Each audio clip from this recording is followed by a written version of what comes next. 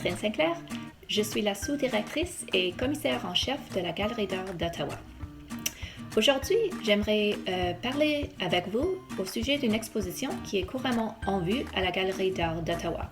Mais malheureusement, on ne peut pas la voir, mais on espère de retourner à la galerie bientôt. L'exposition s'appelle Russell Urusty, l'intérieur des éléphants et plein d'autres choses. J'avais le privilège de travailler avec l'artiste Russell Urusty pendant presque 2 ans en préparant cette exposition. Russell Urusty est un artiste qui habite en Ottawa et travaille depuis beaucoup de décennies. L'exposition essaie de montrer sa carrière entre les années 1970 et 1990. Moi et Russell, on travaille ensemble en essayant de voir qu'est-ce qu'on pourrait mettre en vue dans son exposition. On a décidé, on faisait une visite de studio et une journée ensemble et Russell a sorti d'un coin du studio un grand pile de sketchs, d'esquisses qui ont été faites en encre sur papier, encre noire. Et c'était tous des dessins qui montraient des animaux qui conduisaient des véhicules de n'importe quoi, des canots, des autos, des avions, soit des animaux ou c'était un petit peu aussi des portraits, des autoportraits de Russell lui-même. Tous les dessins ont été faits vers l'année 1971 et c'était très évocatif d'une période dans sa vie où Russell faisait beaucoup d'introspection. Alors les dessins ont commencé nos conversations de comment on développera l'exposition. Il y avait plus de surprises pour moi. Russell est né et a grandi et a développé son carrière artistique dans la province de Saskatchewan, où il a fait ses dessins dans les années 1970. Donc, il y avait une autre scène artistique qui commençait avec des artistes comme Joe Fafard, Vic Sikansky, à ce temps-là aussi, qui s'appelait Regina Funk Art. Et Russell avait fait des sculptures en céramique aussi qui contribuaient à cet développement. Alors, on a mis des exemples de ça aussi dans l'exposition. La troisième surprise pour moi, c'était d'apprendre que Russell a aussi créé des grandes sculptures en bois, en matériaux trouvés, de les dessins qui ont été basés sur les dessins des animaux fantastiques. Ces structures ont été des terrains de jeu pour les enfants. Ils ont été tout à travers du pays.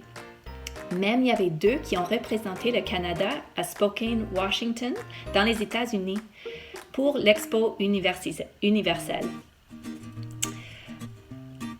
On avait 2 de ces structures de jeu en Ottawa. Dans les années 1970, il a construit le Castor qui était sur l'île Victoria pour 10 ans. On avait aussi une très très belle poisson qui a juste demeuré pour 2 ans devant l'ancien hôtel de ville de la ville d'Ottawa. On a aussi décidé qu'on ne pourrait pas faire cette exposition sans reconstruire une de ces belles structures de terrain de jeu. Et quand l'exposition était en vue, plus tôt dans l'hiver, on a vu beaucoup d'enfants qui jouaient sur notre éléphant qu'on a reconstruit. L'éléphant original était en Saskatchewan, en Silton, Saskatchewan, dans les années 1971. Malheureusement, la plupart de ces structures ont été démontées à cause qu'il y avait des nouvelles codes de construction et de sécurité de terrain de jeu dans les années 1990. Mais on peut voir les belles photos maintenant et apprécier tout le travail que Russell a mis dans ça. Russell est aussi plutôt connu comme quelqu'un qui crée des toiles, des gravures et des dessins qui sont centrés sur le monde naturel et les animaux. Il a grandi sur une ferme, donc vraiment l'appréciation de la monde naturel vient facilement à lui.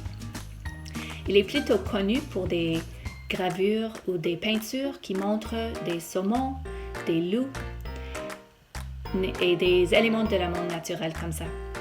Donc, on a inclus quelques-uns de ça aussi dans l'exposition dans une section qui s'appelle « Créatures sauvages ».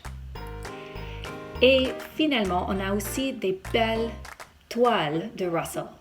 Et ça, cette toile ici, c'est un de mes préférés. C'est une grande toile qui vient de la collection de la Banque des œuvres d'art du Canada. Et ça s'appelle Winter Dream ou Rêve d'hiver. Et c'est une toile qui montre son petit-fils de 5 ans qui a construit une maison dans la neige avec son imagination. Et pour moi, ça démontre que même si on connaît Russell plutôt maintenant pour les dessins des créatures sauvages ou du monde naturel, cette imagination qu'on voit dans les dessins a été là tout le temps et a sorti dans toutes ses créations.